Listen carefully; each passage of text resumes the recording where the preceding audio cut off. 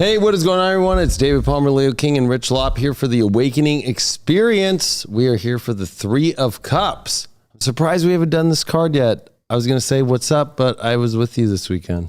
Yeah, so, yeah. You know, it's a good card for, this past weekend. Had an amazing time in Vegas. Yeah. Hanging out. I didn't even really know what to expect going out there. The main reason why I went out there was because my buddy Case from Everyday Masters was flying out there. He's dope. Yeah, he's awesome. And he was, matter of fact, he is the one who inspired me to actually start my YouTube channel. Even though I've been putting videos on YouTube since I was in my early 20s, at that point in my life, I had no desire to start a YouTube channel, but I followed spiritual stuff on the internet, but I had never seen anybody talking about spirituality and awakening on YouTube. And somehow his video got recommended to me where he's just walking along the beach in Mexico talking about consciousness and awakening and spirituality. I'm like, dude, this dude is fucking awesome. Right. So I was like, you know what? I'm going to do that. So I started going in my backyard, which in Maine was just like a big forest, basically. And I had a river running through back there, and I would do the same thing. I was like, I'm going to do that. So I started doing the same thing he was doing. I'd just walk along the river, talking about my awakening experience and spirituality. And I never in a million years thought that I'd actually become friends with that guy, but he's super cool. He's fucking badass. And I think it's interesting because I know so many people, including myself, that there's something about going by a body of water, out in nature, and just like the whole, just like, okay, I'm gonna go fucking do this shit. And actually, when us three were together talking this weekend, we were going into like our beginnings, and there's so much similarity of just like this. You just like know that it's not your path anymore to go on the old path you were on, to go on the spiritual journey. And when you're in that full awakening experience, it might seem crazy to people to do that, because I know some people might write it up, be like, oh no, I would go do that. But it's like, no, go do it.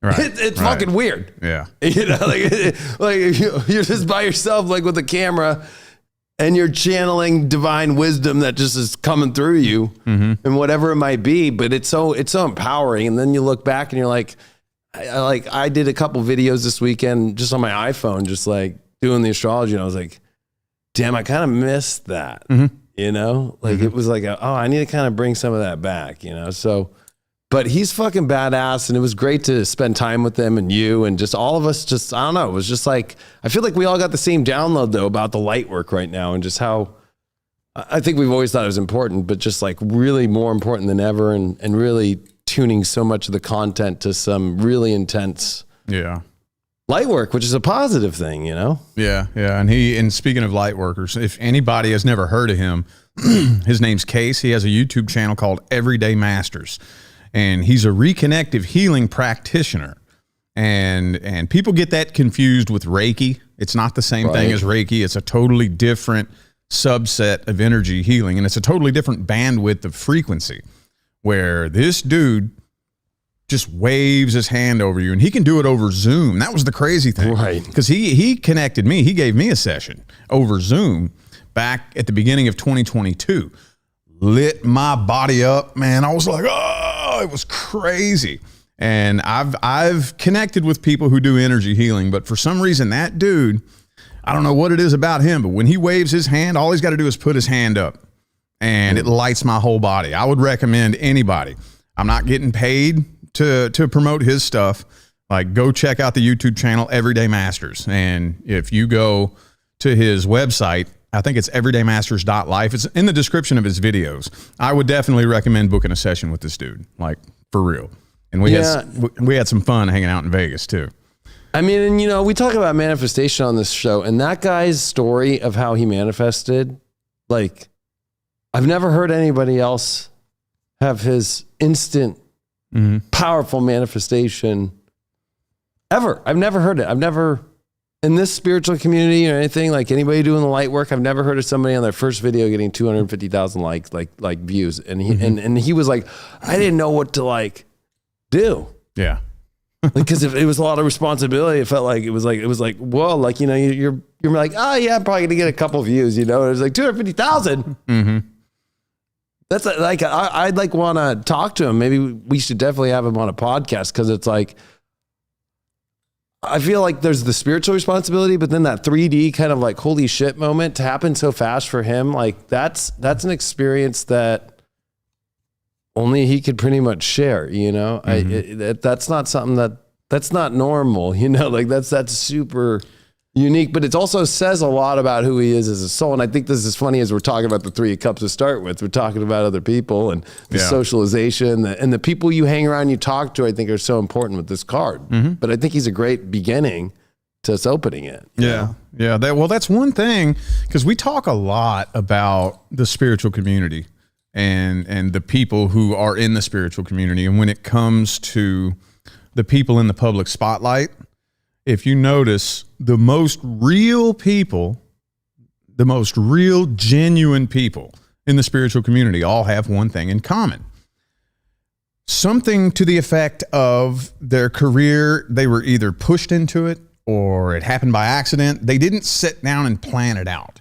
Like Case, he never, I mean, he went and got trained to be a reconnective healing practitioner, but he never, ever set and planned to do it through YouTube, you know? Right. I never planned to be a tarot card reader, you know? And most of us, I think we have something, and that's how you can tell who's on mission. Because people ask me all the time, like, what do I do? How do I help people? Or how do I help heal people? Or what can I do to, you know? And I'm like, look, if you want to join the team of light work, fucking jump on board. Right. But those of us who are actually, because I think there's a difference. I don't know. Tell me if you agree with this or not. But from what I've gathered, I think there's a difference between those of us who are here actually on mission. That's our mission, why we're here. And then there's other people who are, for whatever reason, deciding to abandon their old game or their old soul contracts and jump on board with us, you know, to help with the shift. And I think that if you're one of those people, like if you've been stuck on the karmic wheel and you're in this lifetime here in these times, and you just so happen to be here trying to clear a bunch of karma, and you decide, no, you know what? I don't want to play that game anymore. I want to jump on board with the light workers and help with this shift. It's going to be a bit of a different path for them, wouldn't you say? Yeah, I would say so. I would say that the best part you brought up is that genuine part where there's no big planning involved. Yeah. Spirit's coming down and going to show you an awakening experience, a full-blown journey. And I feel like that's like where it just kind of cuts down to, because I feel like, you know, in today's world, all the systems keep falling apart. The only system that doesn't fall apart is how we connect with cool people, spiritual people, humans. That's a system that just keeps working. So I feel like it's like, you know, when we plan too much, like if you're in a relationship, a friendship, and you plan too many things, it becomes where then you get bitter, you know, and it could be off anything. It could be a party, especially because this card deals with parties, which I think is the most interesting part. It's kind of like when somebody's just too much, like, okay, we're going to have this many fucking balloons, you know?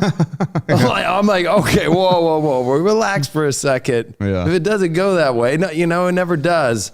I was listening to an old podcast I did last year with this guy Dylan, the human design guy, and it was like we were talking about just how, like, has any plan in the world of the 3D world take the last 500 years actually worked? Everybody's always selling, in the governments to the kings everybody's selling like, this is the plan and it will work. And it's like everything doesn't fucking work, you know, like the plan. And I feel like this is a card where you're not.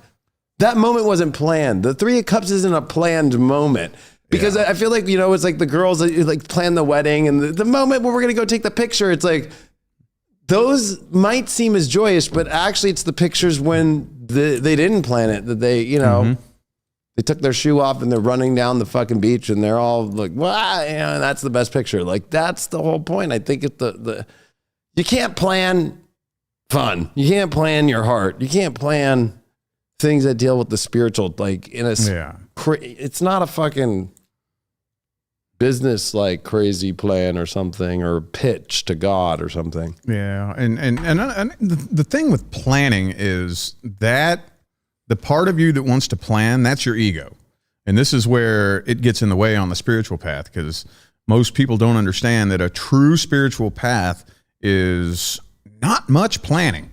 I mean, the overwhelming majority of my experience on the spiritual path was completely unplanned. You know, moving here was unplanned. Yeah. Like it happened. I approached you 11 p.m. New Year's Eve night and said, you want to collaborate? You know? I have no clue. I just feel called in this direction. The trip to Vegas, I had no clue. I know. I was at first, my original plan was that I was going to speak. Right. Then that ended up not happening. And I'm like, well, okay, I still feel called there. I have no clue what's going to happen. So I just went and had no clue. There was no plan. None of that was planned. Right. And so many people, they don't have that relationship with the universe where they can take that leap of faith and let the universe figure the rest of it out, Yeah, exactly. And it was like, it was interesting because all the awesome downloads we were all getting, like, I remember even telling you, I'm supposed to do these things, but it was like, we're all just here to figure out what the fuck's happening in the whole universe. And of course, it's always, especially at a conference, it's always the convos outside the lectures. And that's where all the stuff's happening. And I think that's where people might miss out with the Three of Cups thing. It's kind of like, oh, maybe you go to the event, but maybe you're too focused on the event part is like the specific thing to go to. It's like going to Disneyland. I'll use a stupid example. It's like, okay, like if you're going to make that thing like, okay, we're going to that bathroom and it better be by 2 p.m. and then we're going to go see this and you're not really living Disneyland. You're not really enjoying the whole fucking thing. Mm-hmm. And the best parts of it might be in the line, not the ride. Like I feel like people get too caught up and everything has to be, and that's the kind of the wide band of our lives is people always like look at the pinnacle moments when it's like, every part of the life is a pinnacle moment. Yeah. It's an experience, and an experience is every part, not, oh, it was only fun because I had a good time for one day, or like, some dude, well, I got to talk to one chick at the party. It's like, so the whole party was based off you to be able to do one thing that was your one objective and that was your one goal, and you got close, but you got no cigar. Yeah. That sounds like a life of being let down a lot. Yeah. I mean, it goes like, we talked about this several episodes ago. Like, for example, the people who want to sell training on how to become self-employed. Yeah. And they paint the picture, of you're going to be on a beach sipping a margarita, and people get this idea in their mind that I want to become self-employed so I can lay around on a beach all day and sip margaritas. Oh, that's just, you might do that for an hour once or twice a week, but that's not being self-employed. Yeah. Or like getting married, for example, a lot of people, they, especially women, sorry, but women are horrible about this. Some women, they want to plan out the whole wedding and all they want is the wedding. I know. The walking down the aisle but then they're not planning on being a wife, which is a totally different, Post-wife partum. Yeah. I just came up with that. I don't know if that's out there, but. Yeah. Postpartum wife. Yeah. But yeah, we tend to get these pictures in our mind. You take one little pinnacle moment and you think you're going to stretch that out through a whole, because I think in a lot of people, in a way, I don't think you can really blame people for thinking that way, because the people who are putting their life out there and advertising things, they're making it look as if, their whole life is based on one big pinnacle moment. And that keeps a lot of people spinning in circles, and then they're trying to figure out how to make that happen. And if we want to really talk about neuroscience and psychology, that part of you that's planning, that part of you is your ego analytical thinking brain. And your ego brain is nothing but a record of past experiences. So there's nothing that you have learned in the past that can help you figure out how to create something unlike anything you've ever experienced. For some reason, our ego brains are convinced that they can do that. But the only thing you can do, if you try to plan and write out this A to Z plan, the only thing you can do is create things that are just like things you've already experienced. That's what's going to end up happening. But nobody trusts the universe.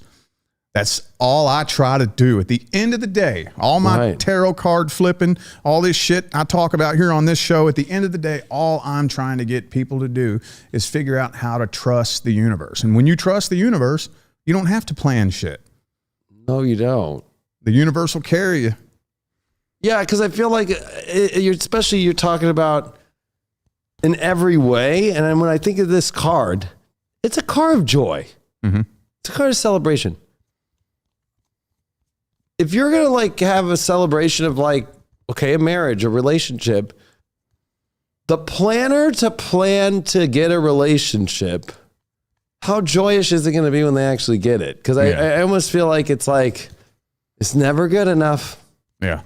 Never good enough. And then at the same time, I'm thinking like, okay, so it's like, this is a card of joy and celebration and people to cheer. It's never planned.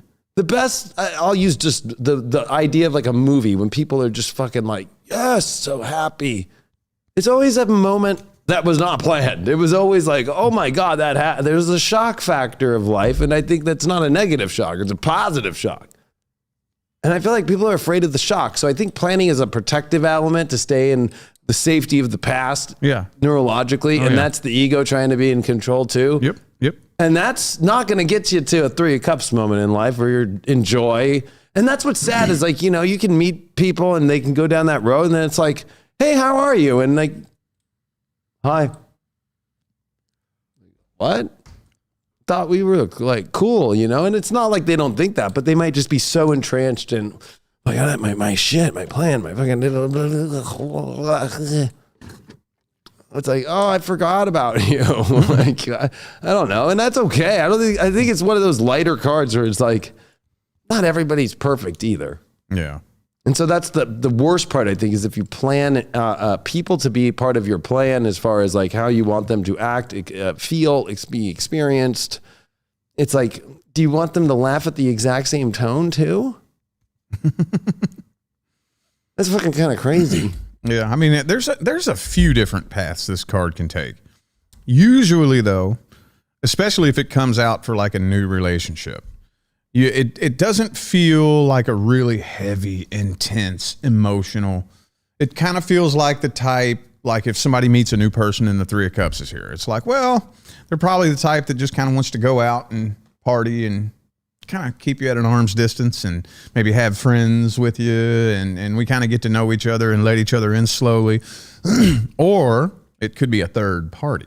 I know. It could be especially if like the 6 of Cups, 8 of Cups reversed, 6 of Swords reversed, and then the 3 of Cups, it's like, oh, this person's still in love with their ex. There's a third energy in there. That comes through my readings a lot.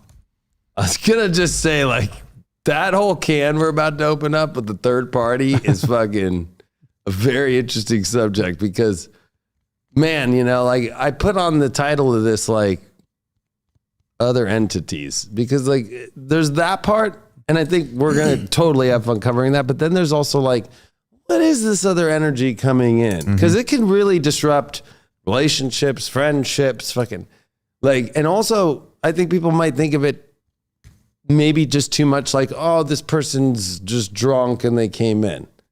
It's like, it's a little bit more than that. Sometimes it could be a total energy force trying to stop your light. And I think we're at that time where it's like, not only, I think we've always been talking about it, but I think it's more prominent now. Like we need to start approaching everything from full light worker perspective. Like when you're dealing with people, it's not a coincidence. It's not just some random thing when it feels really fucking weird. And this card, when somebody pushes themselves into a group too much, or they're trying to fucking direct other people in it, and kind of like, it could be everything from like forcing people, like it kind of reminds me of peer pressure, And sometimes it could be done like, come on, like, like, what are you, like, why? It's like, hey, like, and then usually you have the friends that being like, hey, like, do you know what just happened? Like, give this guy a break for a second, or give this chick a break, like whatever. Like, it's like, no, I don't care what it is. Like, you guys aren't fucking raising your vibe enough to fucking, and then it's like they're shot up to the moon on whatever. Oh. Like it's one of those cards that's hard to go like, well, when is it a good time? And when is it really too much of a good time? And what sometimes that third party could be. Like when this weekend when we were hanging out, it's like fucking when you're hanging out with other light workers, you don't have to worry about that shit. Yeah. It feels actually like home. And I feel like that's a card that feels like you're at home with your tribe, you're at home with people. But I don't know for you. I mean, you're the Aquarian who has much. I'll be honest. I have been the dumb one many times in my life and taken on crazy people where I feel like you're a little bit better. Maybe in the social parameter. I don't know about all that. I mean, I don't know about all that. Good Christ almighty. I mean, well, I will say that kind of, yes, a little bit. I just learned lessons really quick. Right. I mean, I've done some dumb ass shit, but I learned quick. Yeah. You know, I might repeat a cycle 2, maybe 3 times before I learn, you know, but, no, but here, okay. So here's another thing that comes through very frequently that people don't, it's so underrated. Like sometimes I'll tell my client there's a third energy. Now what I mean by that is, like, say for example, it's an ex. Okay. You meet somebody new and they could never open their mouth, never speak this person's name. You may not even know that their ex even exists, but you can't fool the universe. I've done this before. I've been on both ends of this, you know, where I'm still in love with somebody from the past, but I keep my mouth shut. You know, I don't say anything about it. I never mention this person. I never talk to them, never communicate, but I'm still in love with them. You can't fool the universe. Right. That soul tie, you're dragging a third energy into that relationship. And you can't fake energy just because you don't say nothing about it. Even if you're walking the line, you don't even have to be doing anything wrong. You can be walking the line, not communicating with this person, not mentioning them, not nothing. But still, you're dragging that energy into this relationship. And that energy will bubble up and start to affect things between the two of you. Whether, doesn't matter how quiet you are, how you keep your mouth shut, that energy is there. You know? Yeah, it reminds me of like ghost chains, like the ghosts that wear the chains fucking behind them with the ball and chain fucking kind of like, and you know, that's the irony of a ball and chain, right? When it's like, I don't hear the younger generation using that, like, oh, that's my ball and chain. Remember that? That was like so normal, like back in like the generation above. I was like, oh yeah, that's my ball and chain. Right? Like fucking, yeah, it's just my ball and chain. No big deal. Like, really? So I think of like timelines. Like, how are you going to ascend a timeline if you're still dragging fucking a ball and chain from the past that you haven't let go of and you're not talking about it and you're trying to hide it fucking in your jeans or something? Yep. Like, it becomes heavy. And then what it does is it doesn't let the lightness or the frequency, I feel, to even evolve to raise to a vibration. It actually creates, well, beyond, I would say it's like a capping out to where you can't transmutate any energy. And then on top of it, you can't even, I feel like it almost starts to do the opposite of you connecting to anything. It starts to like fizzle your own fucking frequency out and start popping fuses and shit within yourself. And then your partner can feel it, but they might not know how to understand that, or another person can feel that and they might not be able to understand it. And it's always those situations like, why is this happening? And you can't see it. But you know that there's something there. And that's where I feel like this card can be somewhat, this definitely isn't the serious talk card.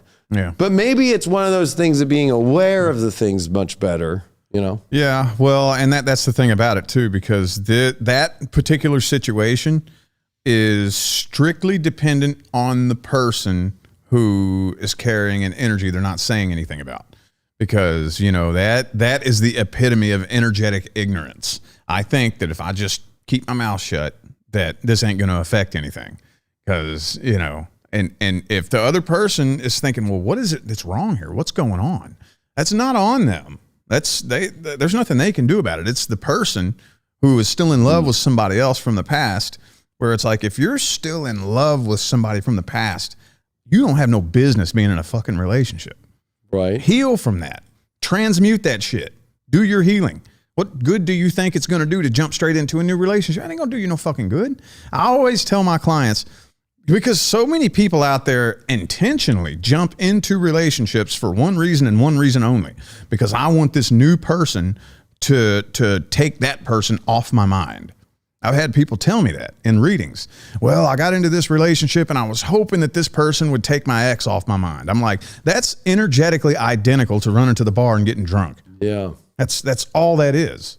And yeah, it'll distract you from that for a little bit, but it damn sure ain't going to fix the problem. And if you become dependent on that as your only way of getting that pain off your mind, that's going to cause a problem. Because now that's when the devil card comes out. Because now that relationship you're in is just like an addiction.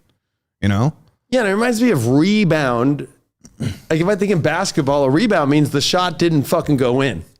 Took the rebound.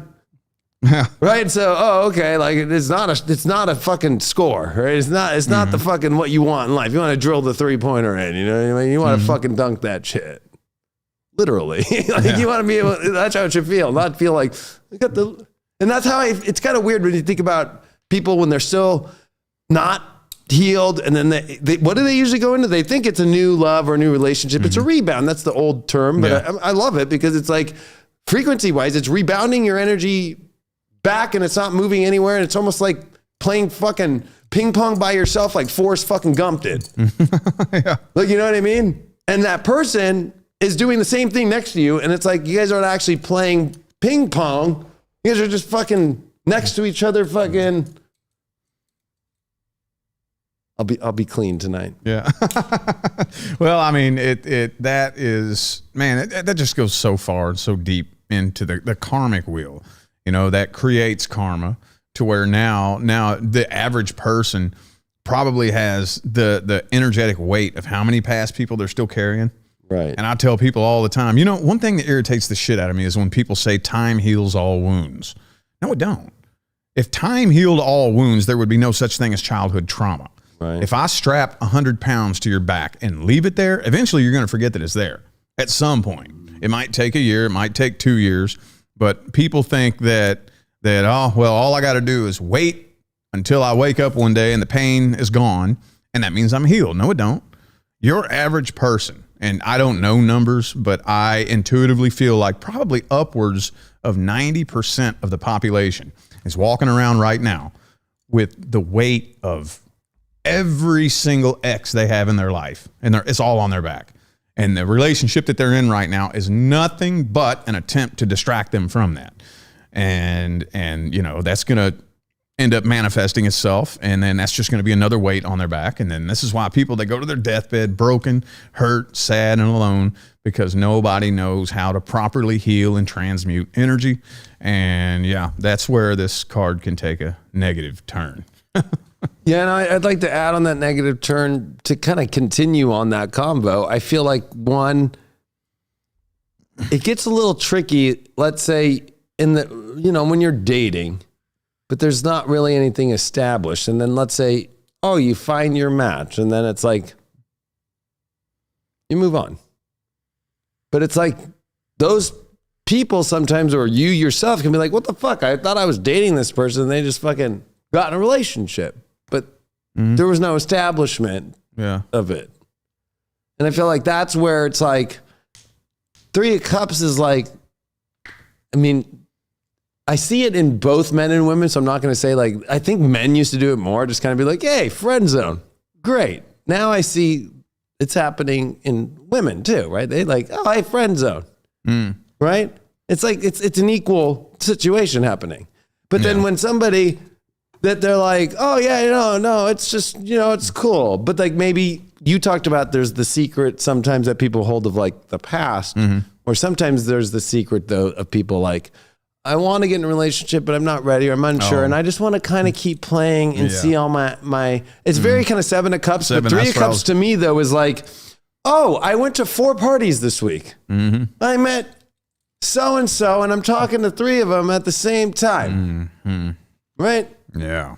And it's like, that's where it seems fun, like a 3 of Cups moment, which I think the 3 of Cups is like light tribe, like light workers coming together with a success of like a new idea, a new way to shift the collective. Like, because it's just, the tarot is spiritual. Yeah. I think sometimes maybe people are taking it too much into their modern idea of a modern life, which is pretty much just a whack job fucking 3D reality. Right? It's like the real 3 of Cups to me is like a success of coming together on the same frequency and vibration, which is difficult more than just one person, but 3 people with a whole goal of intention that's being seen, and the emotions all willing to be on the same emotional awareness. Yeah. Because I feel like with them raising the cups, it's like the awareness emotionally is on the same page and there's no questions about that emotional shit. I think that's the healthiness. But I think when we're dealing with the world now where oh, yeah, it's great. It's great. Oh, everybody's great. It becomes, somebody's going to get hurt. Somebody's going to get confused. And then that's where you start getting the jack in the boxes popping up in life. You know, people will just pop back up and be like, what's going on? You know, like, what's going on? It's like, what do you mean? And that's where I think we're in a time where I feel like, hey, be who you gotta be. But it's better to get clarity.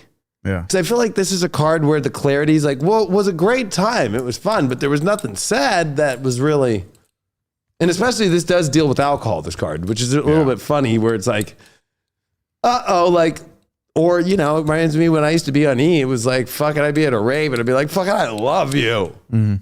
But I did that from a spiritual place, you know, like, I fucking love you. You know what I mean? It's like 4 weeks later, I'm at another rave and they're like, oh my God, so we're going to be boyfriend, girlfriend? I'm like, no, I'm hanging out in a cuddle puddle over there, but I love you as a soul. Like, what do you mean? I thought you said you love me. Yeah. And it's like, sorry, that was the E talking. That sounds like Eminem, but well, I mean, I think the difference, I think the difference between like most people in the 3D world coming together and then light workers coming together is that most people, in order to link up and match vibrationally, they have to drop in frequency. Yeah. Most people, it's usually some sort of trauma bond. They drop down in vibration to come together. And in order for a bunch of light workers to come together, we all have to match frequencies, but we raise up. Right. You know, and I don't think, because we're just so accustomed to doing that. We're so accustomed to dropping our vibration to match somebody else's frequency. Matter of fact, the very first video I saw from Case, that's what he was talking about. He was saying, we got to stop matching people's frequencies. You know, like you'll hear somebody complaining, could be your best friend. Oh man, oh, the cards are against us. Oh man, it's just so horrible, you know, and oh yeah, man, I know it sucks, you know, and he's like, we got to stop that, man. When you hear your best friend, you know, dropping down in frequency, don't lower your frequency to match theirs. Right. You got to keep your frequency high to bring them up with you. And that, when it comes to like light workers and spiritual people wanting to come together, we got to do that more because, you know, we're all humans and it's really easy to drop down in frequency to match like your friend or your family or something like that. But it's hard. And if you notice this, because I do this sometimes, and I have good intentions. I hear somebody bitching, complaining, and I start, you know, trying to be like, yeah, but, and then bring it up. And sometimes people will get mad at you if you do that. They want to stay down here. They want to bitch and complain. And you're like, yeah, but look at the bright side. This is going to be cool. It's going to turn out good. It's going to be awesome, you know? Right. And then sometimes the people who don't want to raise their vibration will get kind of pissed off. I don't want to be a low vibrational fucking asshole. I want to be mad. Right. You know, you ever experienced that? Oh, a big time. I would say that being a light worker is a spiritual trigger fest in this reality. It's like, geez, just try and be positive about something. And I mean, especially like, you know, and you and I were both homeless in our life, but like you see that with homeless people, it'll be like, hey man, I need $5. It's like, actually, you know what? I don't have cash right now, but I fucking just bought this fucking Subway footlong sandwich. I haven't even eaten it. Here you go. Fuck that. I don't want that shit. Yeah. Right? It's like, whoa, okay. I mean, that's more of a physical kind of thing, but it's the same thing, right? Yeah. It's like, but again, there's that other part to where it's like, okay, what if somebody's like a mentor or somebody that you are inspired by? Because I've run into this myself, especially when I was younger, and I ran into like people who I was like blown away by their fucking inspiration in music, spirituality, or whatever it might be in my life. And the universe put me in front of them. And I remember when I was really young, it was like, well, do I have to like start trying to raise my frequency to a level? Because it starts to show you your discomfort with the truth of that your self-worth isn't there. And then you look stupid trying to act like you're at that level instead of being just who you are and letting that higher energy kind of like be cool that naturally lets you raise to them. Yeah. Like when you take the edge off of somebody. Like I had people meet me all the time. You do too. And it's like, they'll be nervous. They'll be like, I'm really nervous. Yeah. Right? Like my hands are shaking. I'll be like, oh, no, hey, it's cold. Fucking, I've been through that a lot, you know, right? It's like, the better you, I think, can be honest instead of trying to put on a show like, hey, so I think you're amazing. And by the way, I think you should know that I'm this person and right? Like that just, that actually is taking the energy of them and being like, I don't want to deal with that. Let me raise my energy a little bit higher and get out of that. Yeah. And I think people can, that's a weird one to me because I feel like it's both sides. I deal with it all the time on both sides. And I feel like that one, though, doesn't get talked about a lot because it's kind of like, you know, if you're inspired by somebody and they're at a frequency that you want to be yourself. Because if they're at that higher frequency, they're going to honor you for the frequency you're at. And they're already opening up just the basic lines of you being able to raise on your own. It's not like they're doing it for you, but by them being accepting and by you just being honest, like, hey, I'm inspired. And I think that's what we're seeing, the problem of the ego wanting to always flex and be like, I'm just as fucking good. Like, it's just like, it's not about that. It's like, hey, fucking like, thank God we have people, all of us that are inspiring us constantly. That's when you're in a good space. 3 of Cups to me could be that too, where they don't say whether those are like better people or whatever. They're on the same vibration. They're on the same frequency. And one of them could be like unemployed, having a fucking whatever time. Another one could be the most successful spiritual person in the universe. And the other person could be fucking, I don't know, just like fucking the most beautiful woman or guy of the universe or whatever. It doesn't matter, but they're all finding a way to come together. And I feel like that's the weird one to me is like, and I think sometimes it can be hard too, where if you go to somebody that you're inspired by and then their energy is actually really low and for you to not bring it low. And be like, and not to be like a negative higher vibe, just be like, oh, well, it was great to me. I just want to let you know, I really appreciate your work. Thanks. And just like, and then don't cry over it. That's one thing that I've tried to do really hard throughout my line of work is let it be known that I'm a regular person. But and it would kind of weird me out a little bit how every time, like this one time me and Leah went out to eat at some restaurant, and you know how they'll have people bring you some water or whatever, just walk up and bring you a glass of water. It was a dude, he walked up and he goes, are you and I was like, are you all right, bro? He couldn't even get his words out. I was like, do you watch me on YouTube? He goes, yeah, that's you. I was like, yeah, that's me. And he couldn't even talk straight. And he walked away. I'm like, what the fuck? And I'm like, I try to make it a really, really, really strong point to let it be known I'm just a regular ass person, you know, but people still get all nervous. And I didn't understand until I met Case. When I met Case, I was just like that. And I was telling him, because when we were in Vegas, he got to meet the Bashar guy. And he was like, man, I was so nervous. Oh, yeah, Daryl Inca. Yeah, he was like, I was so nervous talking to him. I was like, dude, I felt the same way the first time I connected with you. He goes, what? I was like, yeah, that's that weird thing. I don't know how to get past that. How do we get past that, you know? Because whenever somebody meets you who's inspired by you, it seems like they're always nervous and scared. For what? I think it's like positive nerves. Maybe if we're going to take a physiological approach, it would be like your frequency, like turning on to vibrate at that higher frequency that's been inspiring you. And it's like nerves are a nervous system, and those can be positive nerves, like excitement that make you feel like, oh my God, like you are a musician. So like your first gig, holy shit, right? Yeah. Even the second gig, but it gets better over time.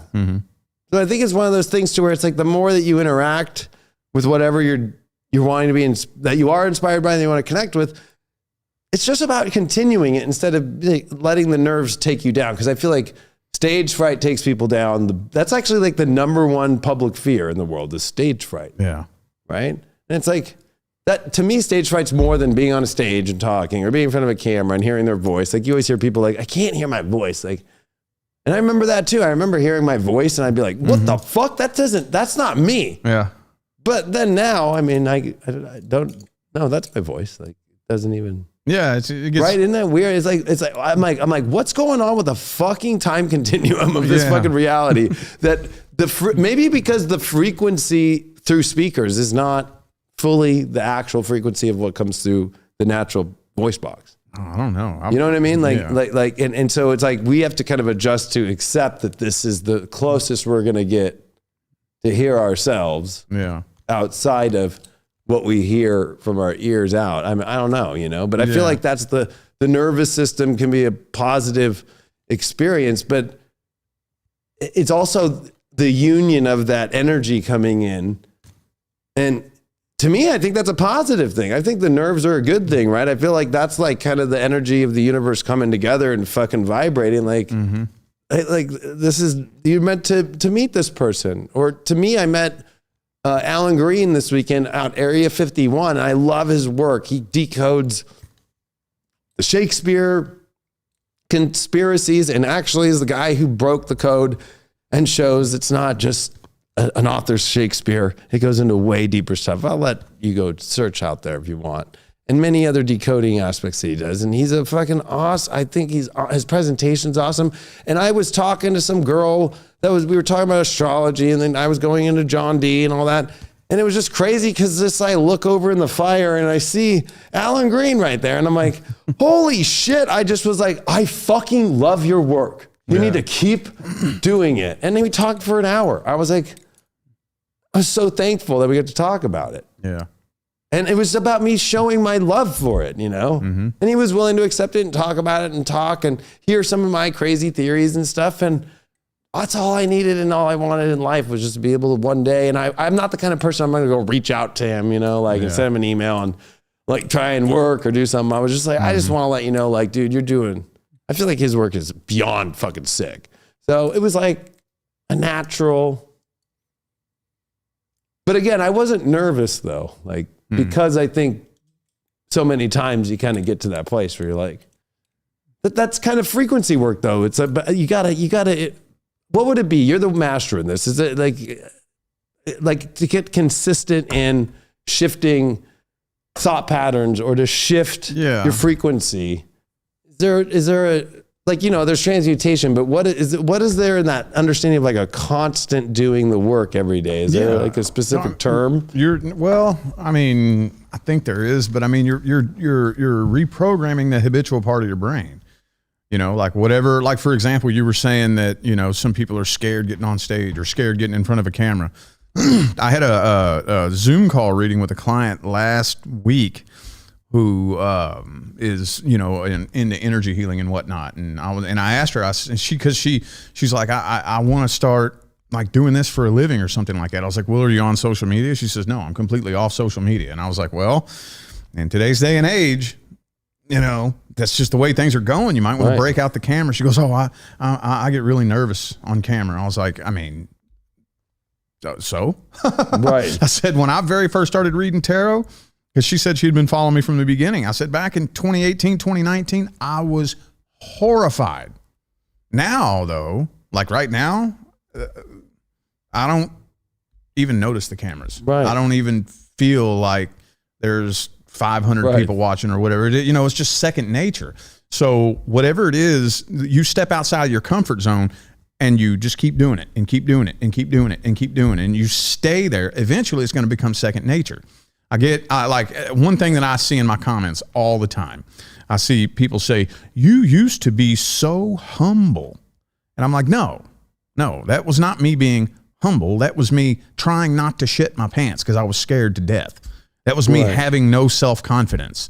That was me not having any self-esteem. I was horrified, but I just kept making myself do it every single day. Now it's just second nature. And it's not that I'm arrogant, it's I'm comfortable. Yeah, that's a good way to put it. So yeah, and that's just one of those things, just like anything else in life. You first get hired on at a new job, and it's real weird, and it's awkward, and you're training, and you're fucking up, and you just keep going and going and going, and then 6 months later, you're doing it blindfolded. Right. And yeah, so did that answer the question? Yeah, it did, because I was just like thinking of like, it becomes comfortable. Yeah.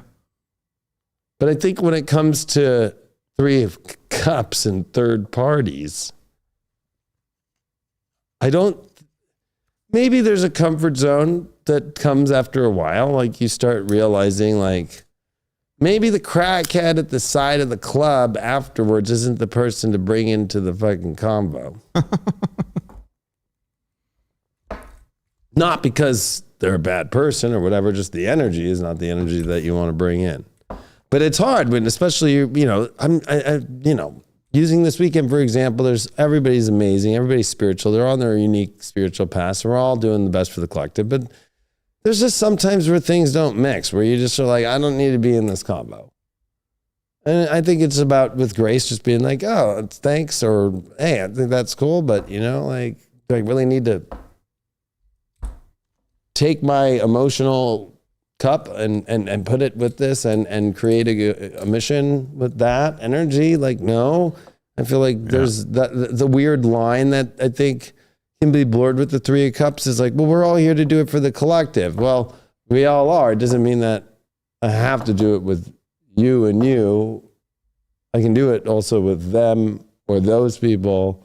And that's really, I think that's what's hard about life is I think people have societal problems because it's like, they take it bitter, like, well, that person doesn't want to work with me. It's like, you got to look at it like that's just not a frequency match. Did you experience something like that this weekend? No, it's just more of just like, I don't really need to be in this combo, thanks. Like, oh, yeah. Yeah. Or people just want to keep, putting down the gauntlet of whatever they want to push their own spiritual version, like a flat earth conversation where I'm just like, like, thank God I had Adam Apollo there to be like, that's actually a very good actual thing. And actually the guy's really cool. I fucking got his info. He's a Vedic astrologer, but he's a flat earth believer fully. No. And I'm like, well, I honor everybody's things, but it's kind of like one of those things where it's like, I had Adam Apollo there to be able to be like, we were, him and I were wrapping it on the same page with it all and like trying to describe this guy. Like, okay, so where does the planet go when you can't see it? Well, it just goes, the old scriptures say it just kind of disappears off to the side. It's just like, oh, so the planet just goes off to the side. Just, for a year, Mars is just like behind the curtain, like, hey, it's my turn to come? Okay, or retrogrades. Like, I'm going to just like literally be like a little like, toy doll that goes, I'm going to turn around now and I'm going to go backwards. Yeah. So anyway, it was like that's just a random, it's just kind of like, and it got to a point where I'm like, okay, now it's getting into what his dad does and all that shit. I'm like, okay, it's wonderful. Like sometimes it's hard to leave convos. Yeah. You know what I mean? And then sometimes it's like, people are mad that you didn't talk to them and you didn't even have that opportunity show up. Right? It's like, and I'm not talking about this weekend. I'm just thinking like of situations with Three of Cups. Yeah. I feel like, again, I can't have any expectation of a Three of Cups moment because there's no way to get there unless it's just naturally going to happen. Yeah. And it's usually when you didn't expect it or didn't conceive it or didn't think of it. I think it's a shocker, more of a shocker card than people think. Like it kind of is like, moments of celebration are truly in real life. The best celebrations are when it's like, oh my God, that was awesome. That just happened. Whoa. Fucking it's aligned with that energy. But that the third party shit and entities, I've seen over my time here. And I do a lot of conferences. It's like, in 2015, I remember I fucking was having panic attacks like crazy. And I had a guy, I don't know who he was. I was leaving my lecture and I literally had the fire marshal there. Like it was so packed. So everybody was trying to say bye to me. This guy, random guy, I don't even know him. He just threw this little fucking thing in my hand. And he's like, this is a fucking alien object thing. And the second it hit my hand, I fucking had a panic attack. And I had to go outside. And I had a panic attack for an hour outside in fucking LA. And just couldn't even go back in there. What was it? It was I can't even describe the object. It was like a little piece of metal. It looked like it would be like fucking like a little weird. Can't even describe it. Okay. And it was tiny. But I actually, that shit was alien and I didn't vibe with that frequency. Yeah. I didn't vibe with that entity. But it was also not. Well, I guess it was. It kind of reminds me when I used to go to New Orleans. Like that's a great place, but there's shady guys like that'll just be like, "Hey, I'm going to shine your shoes," And without asking, he starts shining in and be like, yo, dude. And he's like, hey, I just shined your shoes. I need $200, you know? Yeah. And then all their boys start showing up. Yeah. Like, that's New Orleans shit. Yeah. I learned that shit. The South, that's more of like how they do things. Like, oh, sweet and nice. Like, no problem. I'm going to do that for you. And then, oh, what, you're not going to pay me now? Like, you know, like, I didn't ask and I'm not, you know. But like all those kind of like where you're not, he kind of did say, hey, like, fucking take this alien thing. And it's kind of like, well, I did put my hand out, but it's kind of like it's like the weird dark entities tap into the subconscious. Like, you're used to being like, hey, put your hand out here. I got something for you, especially if it's coming from a friendly thing, right? If your friend said, hey, hold my beer, hold my kid, hold my whatever. You'd be like, oh yeah, whatever. But it's kind of like, here, have this, you know? It's just like, oh yeah, oh shit. Yeah. But I feel like that's where you have to be on top of things, because that 3 of Cups, like people go to parties and kind of take their inhibitions off, right? And the next thing you know, it's like, was that a good one night stand? And then you can't blame it on the other person. I can't blame the alien experience on that guy. At the end of the day, I'm the one who put my hand out and accepted the fucking weird fucking, I don't even know what it is. Yeah. That is. I mean, that does kind of remind me of this weekend. It wasn't a bad thing, but the party that we were at, I had no clue that those people were all fans of ours. I had no idea. I had no clue. I thought it was Case's friends. I just thought it was his people. And it turned out they were all our fans. I didn't have a clue.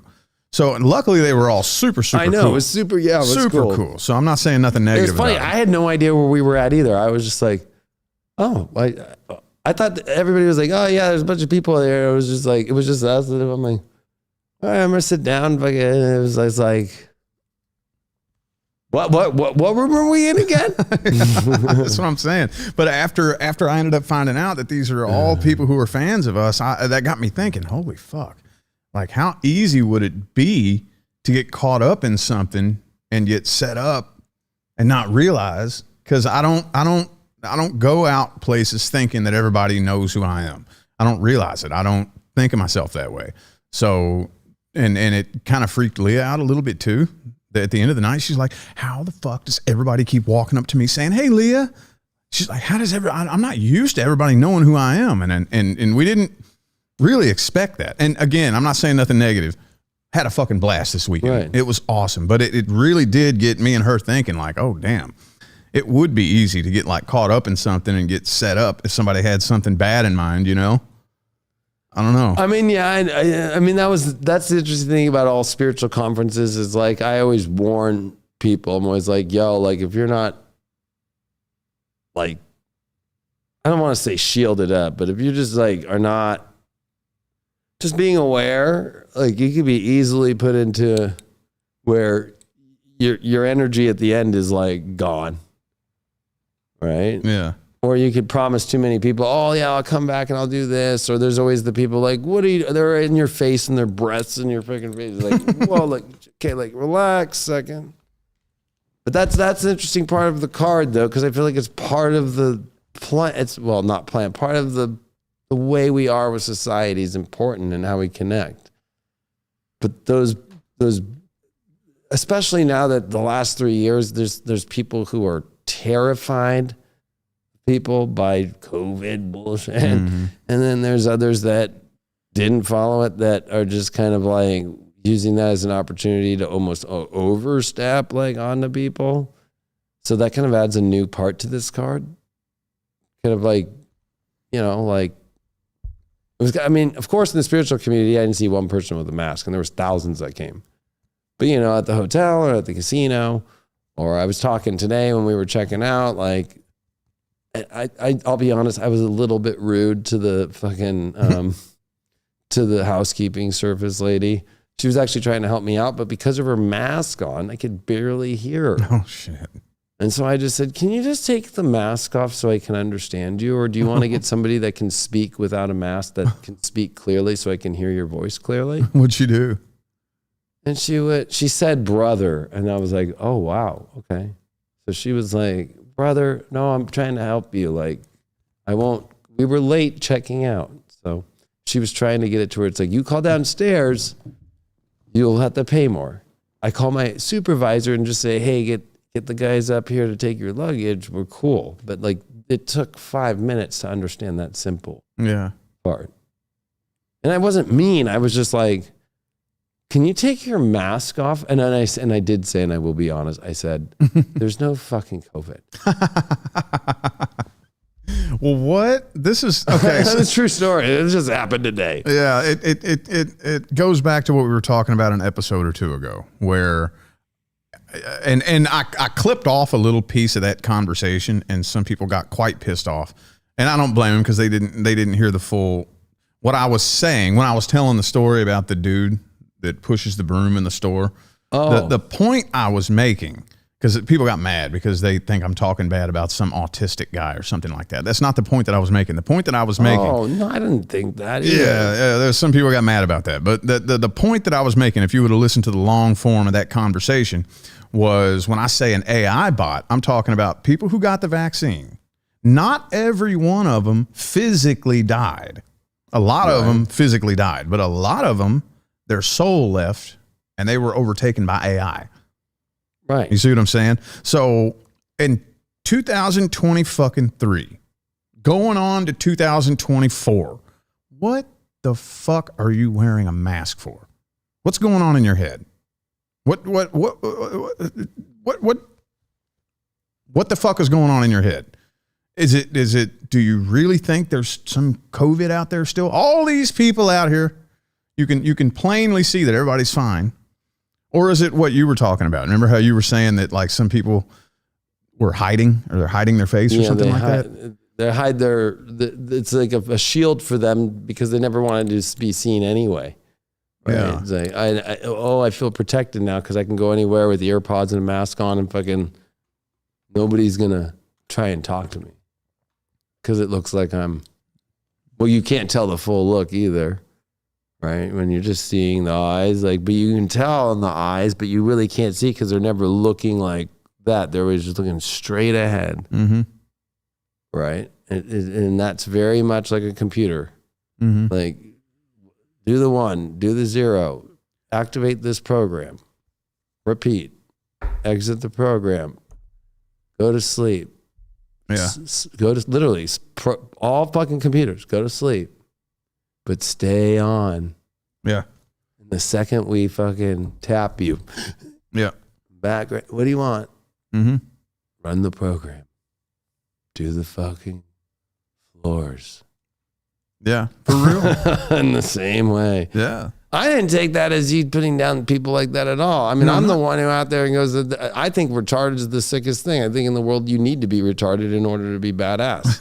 I say it all the time. Like, I feel like the dark use that as a way to get all the fucking suckers that pay money to fucking Sarah McLachlan for animals that are dead already on TV. Yeah. But like, I feel like the idea of being retarded is being like fucking badass. Like, I feel like it's like, to me, it's like, I mean, and that it's weird because I'm not going to lie. It's from like acid experiences in 3 of Cups moments with other people on the same level. It's just like you rethink of all the words and stuff. And it's like, that shit's so retarded. It's so sick. Mm-hmm. But then again, sick. Oh, that's a bad word. No, what do you mean? That shit's sick, bro. That shit's fucking banging. Right? Or that shit's fucking dank. That came out back in the day. But it's like, like you just like start like re-looking at how things are. Like, to me, it's like, I don't look at somebody that might have a problem mentally or physically and call them retarded. Yeah. I go, oh, that person obviously, I don't know. I'd have to know, number one, first. I'd just be like, oh, you can tell from the soul. It's not the physical, it's the soul. Like, there's something. And sometimes those are the most beautiful people. Like, I love the movie A Beautiful Mind because it's like so good. Russell Crowe, that's like his best role. Where he fucking just like the way he like, he's so good with fucking numbers and math, and he fucking creates his whole fucking crazy fucking world of schizophrenia and having the fucking black fucking hat FBI fucking telling him that he needs to decode shit for the Russians, and he fucking makes up his roommate and makes up the daughter of his roommate, and like they just follow him in for that. And it's a true story. That's the craziest part. He's a Nobel Prize winner in that movie. But it's like that, like, and he has to learn to ignore the voices, like ignore them, instead of like being stuck and having to get fucking zapped all the time. that being retarded actually is cool. That'd be like like Stephen Hawking's retarded, stupidly sick. Yeah. Like and like, yeah, he might have been fucking crippled, but does that mean I look at him as a cripple? No, I look at him as retardedly, stupid, sick, which all the, hate to say it, but California were the ones who come up with these terms that then become evolved over the years. And then finally in New Jersey, 10 years from now, somebody will say that's retardedly stupid, sick. And I'll be like, that's so Leo King 10 years ago. Yeah, well, I mean, I was with the point that I was trying to make. I'm trying to dig a rabbit hole that only a few people have talked about, and that is, the people that took that damn shot. Like even Leah, I don't know if you remember. I think she was talking about this at that party because Leah, the healing, she does reconnective healing, and she's level 2 Reiki certified. Every time she tries to give somebody a session who's been vaccinated, she can't connect to them. She can't connect. And it's because when you do that energy healing, see, we all have these electrons in our body. We all have an electric charge to us. All you're doing is connecting to that electric charge. It can be proven scientifically, it's... Oh, bro, you just opened up a can of worms here. Well, that's the goal. Because and this is, I retweeted on my X, popping on X, just like right before we went on the trip, but they are literally fucking now in preprint stuff saying that they're finding, of course we know they're finding the DNA, like loose DNA in the vials, but the biggest thing is they're seeing a third strand of DNA in the vaccinated. A third strand. Not dual helix like fucking strand. Third strand popping out. They're good. So it'd be like, if somebody doesn't understand, it would be like a human with a tail. Yeah, well, they're like, but imagine your DNA code growing a new tail. Yeah, that's their goal. You know what I mean? Like, that's where it's fucking weird. Yeah, their goal is to turn you into something that's not human. That's their whole goal, is to completely change your DNA so that you're no longer considered a human. Right. And they own you. And they have to follow universal law. They have and to. as long as you consented to it and you got in line for it and you stuck your arm out, you consented to it. So you gave your soul away. And I don't think some people quite understand how serious it is. That I don't think it happened to 100% of the people, but a good chunk of the people, their soul left their fucking body. They're no longer a human. And that's what I mean when I say an AI bot. That's why we saw that lady in the bathroom in Hollywood washing her hands with gloves on. Right. She had gloves on her hands, washing her hands with a mask on. That's not human consciousness doing that. I mean, people just don't understand how serious this shit is, And man, it's scary if you think about it. But that's their whole goal. Yeah, and I think that's where it's getting really fucking gnarly, is because how are you going to connect? I mean, that's what's weird, is like, you could look at that as evolution, but it also is it off the evolutionary like tree, because it's like now it's getting into another species. Mm-hmm. So I feel like that's what's difficult. 3 of Cups. Again, this isn't to bash the vax, but it's more just like there's a lot of work that has to be done there. I mean, last year my whole series with Dylan before Dawn was about using human design and understanding what it does with the shot and all this shit, and just like the entities that are being grown from it, the cutting off to certain chakra zones, mm-hmm. the breaking apart of when an energy healer, actually Rion from Team Light told me this last night. And see, we're giving credit to people out here. Look, and I was talking to Rion from Team Light last night about it, and he was like, because he's a healer too, and he's like, but somebody else told him this, and that made sense to then him telling me, and I wish I remember the name of the woman that told him this, but he goes, the second that you re-put together in a healing everything, it's like it's a balloon and flies back apart. It doesn't connect whole. Wait a minute. Say it again. Like if you're doing a healing on somebody and you're realigning their chakras, you're realigning their energy force, the second it comes back all together, it's like balloons and just flies back apart. It doesn't stick. Somebody's been vaccinated? Correct. Oh, this is what he was saying, and I was talking about this convo because of actually what Leia would, and I was talking about it with Leia like 2 months ago. If you don't remember, I was trying to send her some stuff that I was thinking about, and like it was more of like open like dialogue that Dylan and I were doing, and then now it's kind of like a year later, and now it's kind of like fucking this shit's fucking like getting really fucking weird. Mm-hmm. And it's like, okay, it's like there's light workers. It's like we want to figure this shit out, but it's like. I heard from another light worker, Source Team Light from Brielle, like, yo, like fucking putting the energy back together, and it's like balloons, like they just like they fall apart, or they fly apart, like it doesn't stay together. You know, when somebody's misaligned with their energy, and you want to just tighten it back up and get it back into alignment, it like de-aligns, but instead of it like being like a hard like disalignment, it like floats, so it never sticks.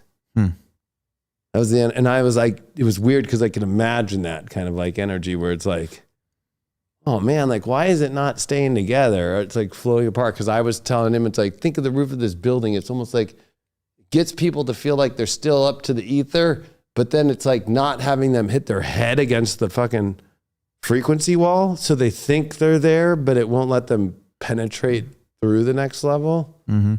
So it's like, how do you break that code? That's a big question. And especially with Three of Cups, you know, it's kind of like we're all a collective and we're all here to do things. But I know I sound like the piece of shit from all the last 3 years, but I go, until that whole side of humanity accepts it, I feel like the first thing you need to do is accept that you got it and be like, fuck. Be like, at least I'm accepting it. Mm-hmm. The same way that you brought up, if you're still in love with your ex, you need to fucking accept that shit. It's like using the same principle all the time. Mm-hmm. So I know it sounds more triggering because like the vax thing seems like, well, what do you mean? I was forced. Like, you are forced. I would have lost my job. The universe would have given you a better one. Yeah. Like, you know what I mean? Like no matter what, right? Like, it's like saying like, well, you know, like they wanted to, they told me they were going to rape me. So I instead of being raped, I just had sex with them. Yeah, no, fuck that. Fuck that. Well, I was even saying, just wait until they say, if you want to be in the YouTube partner program, you must show proof of vaccination. Bye. Right. Back to the woods. Back to the bridge. You know what I'm saying? Fuck that. No, hell no. I don't know, man. Fuck that. But I mean, that is a good point though. Because I'm thinking, because I'm a very, very, very big believer in being able to heal yourself. You know, that's been behind the scenes. The biggest thing I've been working on for the past couple of years is learning how to use the power of the mind to heal my body and heal certain ailments and issues, you know, and I'm a real big believer in that. So when it comes to the people who took that damn thing, especially one of the bad ones, you know, would you even still possess the power to be able to do that? Or would that successfully rob you of your power? You know? Well, this might sound crazy, but I feel like it's altering because they found a lot of it's going into the spleen. A lot of it's going into like these different parts of organs that are kind of like, it's kind of like a, who knows how many, but then if you look at all the data, it's like, okay, it seems to go into the spleen, or in feminine, it goes into their ovaries very intensely, right? So that deals with reproductive organs, deals with sacral energy. And I was having a talk last night with others, and it was like, because I've been seeing this, I'm like, why do the vax drink so much? Is it because like that's what I've seen a lot of, is like vaccinated people drinking a lot. Oh, like, drinking. Like just like out, just like, it's like, let's just go out and drink every weekend. Alcohol, yeah. Like, is it to just suppress the acceptance, or is it another mechanism that's turned on. Probably has them fucking amped up and, fucking feeling crazy. Because, like, if you just said, if it's to the point to where it has all your chakras all fucked up, like when people drink, most people, most of the time, 80, 90% of the time, you see somebody at the bar getting drunk, they're not happy. Happy people don't go get drunk for the most part. You know what I'm saying? Most people who are out there drinking, they're out having a good time. I mean, with the exception, there's always exceptions to everything. I'm not talking about people who went to a wedding and decided to get drunk or something like that. I'm talking about the people that go out every single weekend. They go out every weekend, they're getting drunk. There's something wrong with that person. If you were truly happy, you wouldn't need to go do that. To take it from a former alcoholic. I didn't drink because I liked the taste of alcohol. I didn't drink to be social. I drank because there was something seriously, seriously fucking wrong inside of me, and I didn't know how to deal with it. That was the only thing that would numb the pain.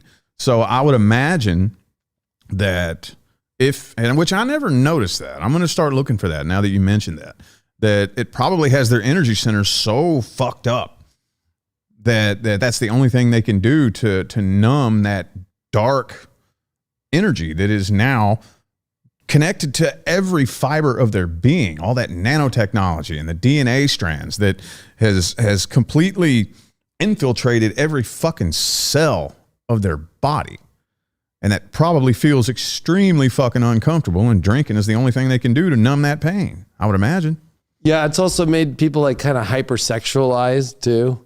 Oh, wow. Like where it creates more of like go out and just fuck whatever and just like while going drinking, but to go to where you said about people at a bar 90% of the time are sad. I mean, think of saloons like in the 1800s. It was like, yep, that motherfucker's fucking not happy. He's running from the 15 guys he killed, or he's running away from people that are trying to kill him. Yeah. Or he's unhappy because, his wife died of cholera on the fucking Oregon Trail. Or he was a fucking, coach robber. Or, you know what I mean? And then, or he was in love with the hooker upstairs, but she likes her job. So, and he lost his card game because he gambled his last cattle, right? Like, you know what I mean? And then you move it to like the beginning of like the bars that came after the saloons, which were done by the Germans that came into America on the East Coast, and they actually based it off their own breweries. So like Anheuser-Busch and all that, like they created like, the idea of a bar actually came from beer, from the Germans. The new kind of saloon that were on the corners of New York and all that, which then Prohibition came because of it, like where people just went and you had to go drink that beer, that bar. That's how the idea of a bar is today. And then the speakeasy is what created, I think, the Three Cups thing. Because if you think about the time in which the Rider-Waite Tarot really was drawn out is during that time period and when it really came out. And so that's what's kind of weird about this card is that like a speakeasy, happy, roaring 20s kind of like idea of life, which then turned into the Great Depression. Right? So it's like weird. The roaring 20s was everybody in America. It was like 76% of Americans were had owned stocks. Today, the inverse of that. It's like 10 to 15% of people own stocks, right? But it's like everybody was just rolling on the physical happiness, the speakeasy, the prohibition. It wasn't being enforced that intense. There was, and so people were finding life through it. And that was, women start getting voting rights. And, there just becomes this kind of like really intense kind of hyper everything. And then what happens? A Great Depression after it. And I feel like the Three of Cups can kind of represent that, where it's like you have to like look at it as like don't attach to that moment and try to relive it every fucking day, right? Like those moments come and they're beautiful moments, and then don't base your life off always that, or else it's going to end you into a Great Depression. Because that's actually a weird way to look at it from history. The Roaring 20s is exactly that. Everybody drinking and everybody dressed up nice and doing the fucking cheers, oh my god, and then fucking it's like everybody's fucking down a soup line right after. I kind of feel like that's like where we are in a weird way, although people were using the Roaring 2020, 2021, 2022 is like, I'm on Zoom wearing a mask. I don't have to work. I don't have to pay my rent. I don't have to do this. I don't have to do that. So I think we have a greater depression coming just from a spiritual perspective of people like, fuck, I have to actually work. I have to actually do these things. I can't just fuck around on Zoom all day and just wear a mask and, do a COVID test and be like, I'm sick. Like, I'm out for 10 days. I'm remote. Because you see it all over the news now. Like, all the top CEOs are like, no more remote. No more. You can't do that no more. And so all the remote workers are just like, panic. Right? Like, so it's like, to me, it's like the Great Panic. We've used that before. The Great Depression, we've used that before. I'm like, what's the next thing going to be? Because actually everybody keeps trying to refer it to something. But I'm like, this is different with everything that's happened from the vax to the fucking COVID weird shit to the reprogramming of people to war at the same time. It's like the great what? Well, I would hope to say the Great Awakening. Well, that's what I was going to say, yeah. Right? Which would be ditching all those things that you would typically think would be what we wouldn't ditch, but we would ditch them, like the systems that don't serve humanity in a positive way. But it was still the maintaining of freedom to want, if you want to go do that, but it's like, I think things that just naturally aren't really being supported by the universe. And that's the other thing in human design. There's the prophecy of 2027 and the switch of the cross of planning to the cross of the sleeping phoenix that will change our lives forever, that the earth is not supporting or focusing. You can put it however you want to from Ra's way of putting it, but it's not focused on humans anymore. The earth's main support understanding is not based off humans. And I've been thinking about that, like, well, what does that mean in a unique way in my own kind of deep dive? I'm like, what if it means that, yeah, Earth's transitioning for different frequencies and energies. Yeah. And the traditional human and the idea of the last 400 years of planning and how you think that life's supposed to be. And if you're attached to that being the only way your life is, like, I feel like the Earth's not supporting that anymore. Yeah, that old vibration. I tell my clients this all the time because a lot of people come to me asking about career issues and, and worried about their career and wanting to start a new business. And they're worried. And I tell them, within the next 5 to 10 years from today, everything that you or I have ever known about being a human on planet Earth is going to be totally different. Yeah. So that's what I take that to mean. It's not really that it's not supporting humans. It's not supporting that old 3D low vibrational human system that was built. That the vibration was incredibly low. And that system will not work. It just will not work. The way of thinking, the vibration that we are stuck in, it will not be supported within the next 10 years. Because, you can look at it. Look at the Schumann resonance. The frequencies are getting higher and higher and higher every day. And, it won't support the old human game. That's the way I look at it. It's going to be a totally different system, a totally different game, Yeah, and I was thinking, well, and re-looking at the prophecy of it, it's not supporting any more humans, meaning like the new or the old human, the new evolved human it is, yeah. But it's a completely different, there's the 9-centered being and we used to be 7-centered being. And so this is going into like the raves idea, and there'll be new kids that are born that are like not gonna, they might look autistic times a million. Mm-hmm. And never had a shot or anything, but they're fucking telepathy. Yeah. And they have to be around others that are like that. Mm-hmm. And they create bridges and they create gridding that is like way beyond our conception at this moment. Mm-hmm. Right. And I feel like that's where it's like, oh man, like looking at it from like 3 of Cups standpoint, it's kind of like, I think, I didn't even think about going there, but it was like you went there about the vax thing too. It's like, I think that's what's really difficult in the spiritual community at the moment. Cause it's like, it's one of those problems that can't be solved at the moment. And you'll get a client who is, and then you don't hear about them and you find out, oh, they passed away. I had that like 4 times. And I'm like, whoa, like, and they were nervous about it, and they beat themselves up about it. I told them not to beat themselves up about it. Like, find a way to accept it first within yourself. And, there's help out there. There's people that are fucking, if you were going to take an experimental shot by the government and the military, you're not going to go trust a natural, spiritual fucking holistic way and doctors that are coming up with shit right now. Yeah. That's the irony to me is like, no problem marching into a CVS and just saying, well, what's the ingredients? Well, it's a plain piece of paper. Shoot it in me. I mean, that'd be like just like some, like women are very specific about who they choose as a mate to have a child with because if they're conscious of it, because they know they're like, well, if I just asked anybody to shoot in me, I don't know if I want that DNA in me. And that's another weird part about DNA is that's a conception thing where it's a natural, the egg is choosing the sperm to come in and that's where the 23 and they come together, right? From the man's sperm and the woman and they come together and they fucking form a human being eventually.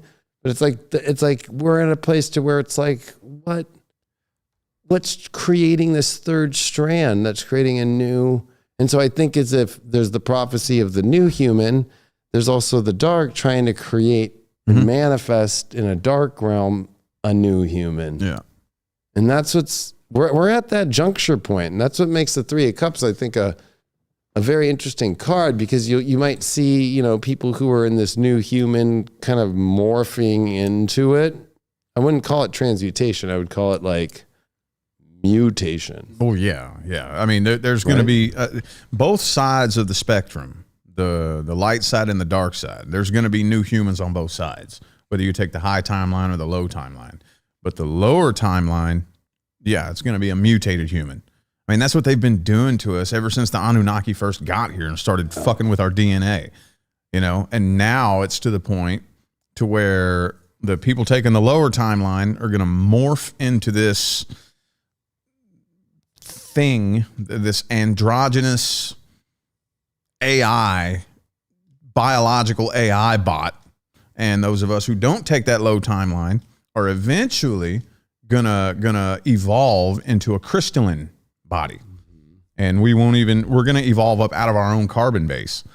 And a whole lot of us are gonna be alive to see that. It's gonna be fucking cool. So yeah, there's gonna be new humans one way or the other.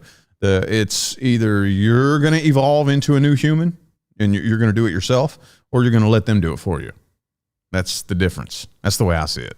Yeah, it was interesting because it was Ra that was notified during his whole human design system and everything, but of the upcoming global disasters of a man-made or natural nature, which we are already experiencing throughout the world. According to the prediction, no more than 1/3 of all people inhabiting the planet will survive. The emergence of epidemics is possible. If you study the historical facts, it was that they claim all human lives, but for example, the 14th century, more than 25 million Europeans fell victim to the bubonic plague. And I kind of think, I'm like, and that's not a timeline I want to be on, but also, is that how the timeline shifts in a singular timeline is watching a timeline fall? Yeah. I think people may try to be like, I don't want to be in this timeline. Sometimes it's like, what do you mean? I'm the timeline. That's connected to the divine. Anything that's on the timeline that's not, you're going to watch it fall. Mm-hmm. I think people are trying to jump timelines too much instead of just be in the timeline, and you're going to have a front row seat. But at the same time, it's a little bit creepy. And and then that's what's really weird is if you think oh, well, this will never happen in my life. I'll go to a party and some weird entity will come in. That's the same as 75% of the world died in the old days of a bubonic plague. It was actually fucking really weird and very different than COVID. They weren't wearing masks to protect themselves. But they were doing it by weird ways of trying to put fucking flowers and shit and fucking herbs in front of their nose, and none of it worked. But it's just I just feel like it's we have experienced this as a collective before. Mm-hmm. And I think it's really weird because it's people think it's not high vibe to talk about that shit. And I'm like, actually, it's the highest vibe you could talk about, because if you really want to avoid a 16-year-old who's drunk from a DUI, you have to say, pull the fucking 16-year-old drunk out of the fucking car. right? That's the highest vibe thing you do. Instead of just like, hopefully my divine blessings that I put out will protect the 16-year-old drunk on the road. How many people are you willing to fucking watch? Right? Like, and again, you're not physically doing it, but you're at least putting the intention like, yo, you should get out of the car, and at least being the one that has the bravery to say something about it. At that point, if whatever happens, you did your light work. Like, I feel like it's like the light work to talk about these things are important because you're not going to see it in the mainstream media. They're not going to, they act like there's nothing that's happened. You know? Yeah. And too many people in the spiritual community want to tiptoe through the tulips and pander to their audience. That's not fucking light work. The light workers are the ones that are out there putting the videos out there that are pissing people off. I know. You know, like every time something well, not every time, but many times, whenever I start getting concerned because I see the news getting people all amped up and worked up, I'll put a video out that pisses everybody off. Right. I'll lose hundreds of followers, sometimes thousands. At the beginning of COVID, I put a video up bitching. Like, what the fuck are y'all doing wearing a mask? Buying up all this toilet paper. What the fuck is wrong with you? Right. Dude, I must have lost 5,000 followers. Give a fuck. Right. I don't give a shit. That's, you know what I'm saying? And there's so many people too afraid to say things. That's not light work. No. You have to let the people know what the hell's going on. Yeah, and by expressing your soul. I think that's the main thing is like a lot of people I think have become 3 of cups to the media is like let's cheers with the media. Yeah. Right? Like they're on our side. That's the if you want to pick out a fucking dark third entity, it's the media. Right? And how it acts like it's caring about you by here's tonight's breaking news. We care about you. We care about you. We care about you. It's like that's a third entity. Or that's always the creepiest thing is when somebody comes up and is like, I see some sort of weird energy on you. May I just tell you what I see? And, you know, I'm usually pretty open because I want to hear everything. And it'll be like, I see an entity on you. What kind? Hold on. There's 3 different kind. Or I see that. Right. It's just like, I'll like just really quick and ask the question. Like I'm just asking the same question they're asking me back to answer it more clearly, you know, because it's always usually pretty vague. And you can see them now start to run into like, well, okay, hold on. Like, you know, hold on. I thought that you were so clear on what you saw here. Yeah. And it's the same thing of like the media, right? Like, what do you mean? Like, oh, like you guys all need to sit at home. You all need to do this. You all need, oh, but what about this? Well, hold on. Like that's how you know it's a dark entity. It's like, I'm not afraid about inviting any energy in. It's about whether you accept the emotional attachment to it. You embody the frequency. There's a difference between I can hear a station and not connect to it. Mm-hmm. Like, do I feel this song? Do I feel this talk radio on AM? Do I feel that? No. Oh, wait, hold on. Psst. Okay, yeah. And let me listen. Oh, okay. Yeah, that's it right there. I think it's like not about trying to shield too much. I think we have to just have a natural shield that we always have. But I think people try to shield in one area too much, but that'd be stupid. That'd be like, oh my God, I'm putting as much protection as I can over this side of the house because of the rain, but you didn't think about the wind on the other side. Yeah, well, you know what I mean? Like, yeah, not only that, but one thing that gets on my nerves is people, especially in the spiritual community, who like to deny. Do you have any idea how many of us have dark entities attached to us? We all fucking do. We all do. I'll be the first to admit I have demons attached to me. And people like to pretend that they don't. You're an idiot. If you're a human and you think you don't have something dark attached to you, you're either in denial or you're an idiot. We all do. And accepting it and understanding it, because one of the first steps that you have to take in shedding dark entities is first accepting them. And you have to figure out how to checkmate that energy by becoming friends with it, transmuting the energy, and showing it love. And it'll leave. It'll fucking leave. Yeah, if you go into the fucking woods with a fucking flashlight at night, Every fucking moth and every fucking weird, creepy fucking crawler is going to come to that light. Or I just think of like a little, I don't know why I'm just envisioning like a apartment complex like in Virginia or something, and it's just got a light outside the patio, and it's just like just bad bugs all over the fucking place. But there could be another light that's like fucking just kitty corner of it. No, maybe a little bug here or there.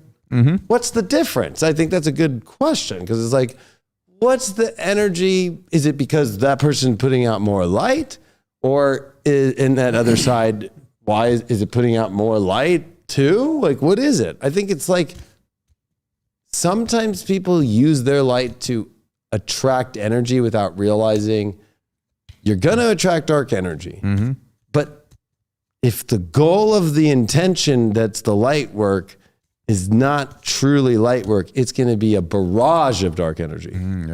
Whereas like it's pretty normal to have the ching, ching, I can't fuck with this person. Okay, too much and whatever. I think that's the big difference, right? It's like people will be like, I want fame. Okay. Are you using it for your light work? Oh, no. I just got off the light work. Now I'm using it because I got a manager who's telling me to put out TikTok videos that are about fucking Yeah. Oh, and well, especially, those of you who are doing real light work, you're prime target for attack. Prime target for it. And like I was saying, I think it was last week of how you said that you had an experience in your house. Right. Because we had some dark entities force a portal through in our house. And I mean, it's cool. I'm not scared of it because I know that me and Leah have been dealing with it since we first got together. And I guarantee you were dealing with it prior to being with her. Like when you do this work, that's what happens. Well, I guarantee you and Sophia may have dealt with it too. And you may know this, but I guarantee you somebody's tried to throw dark energy at you to break the two of you up. Oh yeah. Yeah. People did that to me and Leah, and we got real good at identifying it. Now hasn't happened in forever. It's been like maybe 6 months, but it does still happen from time to time. And Leah will be like, I think we're being energetically attacked. And it happened to us when we both said consciously together, we're going to have a baby. Right when we had fully it wasn't like a debate or a long thing, but we had fully naturally come to that place. Boom. Dude threatened to kill me. You know what I mean? Really? It was crazy. So it's fucking nuts. Like one of the darkest entities ever. And then, that created a fucking weird vibe that we had to work through. Yeah. Right. And it's oh, thank God, of course we worked through that, but it's it's always when some really prominent shit. And then there's the sleeper dark entities that kind of sit around and look kind of I don't know why I'm getting a lot of visuals tonight. I'm just kind of as if I'm just a snail passing by and hanging around. If you think of a rock band, it's always the groupie that causes the problem with the band, Yeah. Or in bands, they always break up because of the girlfriend that comes in that takes that one band member away, and then she's telling him, don't be friends with any of your fucking band members anymore. You should be on your own, and you should be independent and do your own thing. To me, those are the kind of sleepers where they're nice to everybody in those little moments, but the whole time they're just fucking and so and you notice it with social, because always I don't like that person, so you shouldn't like them now too. It's you have to stand on your own ground. I had to talk with an old friend to say that, and this is fucking over 12 years ago. It was just fucking, I had a situation where they both got in a fight. They were both drunk, and there was my best friend, the girl I was in love with, and fucking straight up fucking just, it was if you're going to be friends with that person, it was I got caught in a corner. That's how I got into past life regression. I was I need to find out what the fuck's happening. Why is the girl I'm in love with and my best friend now fucking screaming at each other, and both I can't have them around, and then they're bitter if I'm around either of them. So if I go to my friend's house, then my chick's pissed. If I go to my friend's house and I'm going back to my chick's, and fucking he's pissed. Everybody's pissed. That's some karma or something? Yeah, it was like, that was my first past life regression in 2011. I was like, oh my God. And replayed the whole thing. And that was the only way that I was able to like clear that. And then both of them got like kind of cleared and reset at the same time after that. Wasn't exactly to the day, but you know, like the 6 months prior to after that was like, oh, here it is, fully clearing itself out. But I haven't been in a situation like that since then. But that was the moment that I really awoke me in my awakening experience of like, you know what, past life regression, that it was like, it wasn't like I just was like, oh, past life regression will fix it. It was like, it had been popped up by the universe and that door opened and I went, okay, I'm taking this door. I don't think of anything else right now that would make sense. Like this makes sense. Like I'm gonna go. So I think people have to look at Three of Cups very, I think it's much more like, God, there's great moments. Like we had great moments this weekend. Like on Friday night, especially, it was like fucking awesome. And it's like, okay, but I'm not going to try and relive that 24/7 every day. Yeah. I think you and I have tried that in our lives individually. Oh yeah. It usually is the opposite, you know? Yeah. Like, you know, and it's like, I was in the club industry for so long and I fucking DJ'd last night. It's like, you know, clubs, promoters think this party will stay the same forever. Yeah. Right. And it's like, no. And then the clubs change and the promoters change and people wonder why. And you know, it's, if you try to hold on to the same happy feeling all the time, then you're really not going to have the experience of happy feelings. Yeah.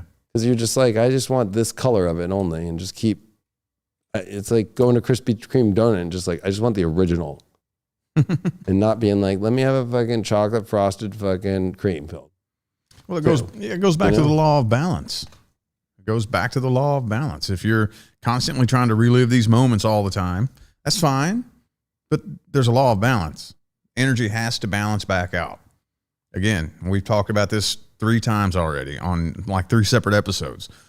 And I still get this question at least 2 or 3 times a month. How come every time things are going good, something comes along and fucks it up? It's because your energies are imbalanced. You're trying too hard to live for too long in that happy moment. And then the negative has to come balance itself out. So if you're running towards the light and you're trying to base your whole life around this love and light moment, well, then the pain and the misery has to come hit you like a tidal wave to balance out. Yeah. You have to be able to go through life and understand, okay, here's the positive, here's the negative. And you have to be able to balance that shit as you walk through life. There's going to be positive and negative with every relationship, with every friendship, with every job, with every whatever it is that you're doing. There's going to be positive and negative, and you have to be able to understand that and accept them both, you know? And that's what people don't understand because, again, it all goes back to people not understanding energy and how it behaves. And yeah, so. Well, and that's what's cool about the 3 is you having that look of the other 2 sides of things. So sometimes maybe like I think of 3 of Pentacles, it's like, okay, we have a project, like all 3 of us have to work together to make the project happen, you know? And it's like everybody has their different role. But you kind of have a good perspective of like, well, I'm good at this and that person's good at that. And I'm cool with that. Because I was able to compare and contrast and come from a balanced space instead of being like, why am I not doing the fucking, I don't know, if somebody was weird and like, I want to make the dick on Michelangelo.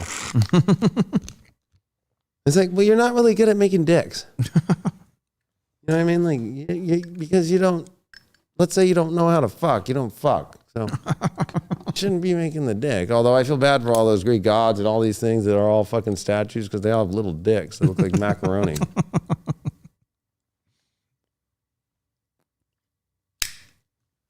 But I feel like that's where the 3 of Cups comes very handy is like, it's fun to feel other people's emotional feelings about a situation.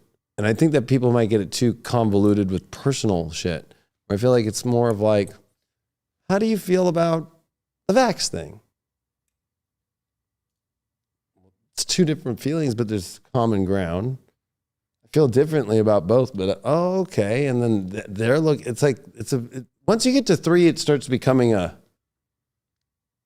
Very interesting perspective. And also it reminds me of a triangle or a pyramid, right? Which is very stable. It's the most stable. Once you add 4, it's unstable.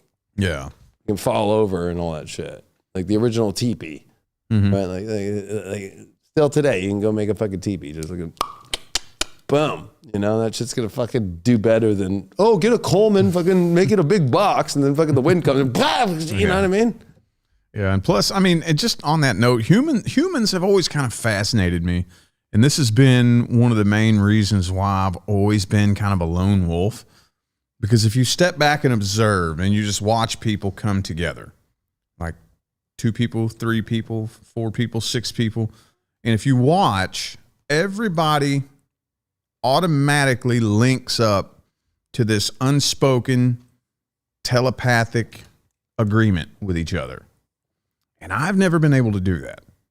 Everybody always like is looking to the other person to know what to agree with. And it becomes this unspoken, don't talk about this and agree with that. And it's just a bunch of bullshit, basically.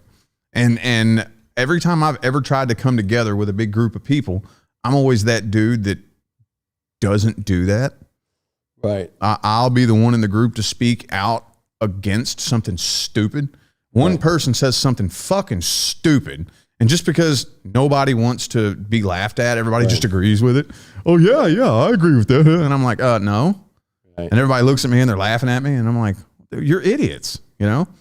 Have you ever noticed that, how people tend to do that? I know. And it's very, I was going to say hive mind, but I would say it's like hive clan, I just like want to feel part of it. I don't want to lose something. And that's the problem with cups, right? Because I don't want to lose like some sort of feeling or some sort of like, I feel accepted. Yeah.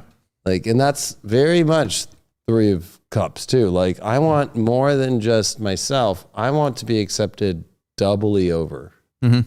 Right? So like, and that's what's hard is like, you do see it though in group like stuff where there'll be the one person who disagrees or at least calls people out. Like, why are you guys fucking doing it? Because especially our generation didn't see it as much. Sure, we had friends that did stupid shit, but like this new generation's like, hey, this dude's going to go do that. He's going to go rape some chick and fucking go do some weird shit on OnlyFans and then do that. Like all the stories you hear in this younger generation shit, it's fucking crazy. It's like, I'm going to go steal an Uber and fucking take a gun and like, you know, like like if you just read the fucking stories the last decade, right? Like the young 20-year-olds today, it's like, holy shit, makes us look like, I mean, we were badass, but like we weren't like thinking about fucking, but we didn't have Uber. We didn't have phones though. We didn't, you know, so it was like, you know, if somebody did something stupid, you know, like, really?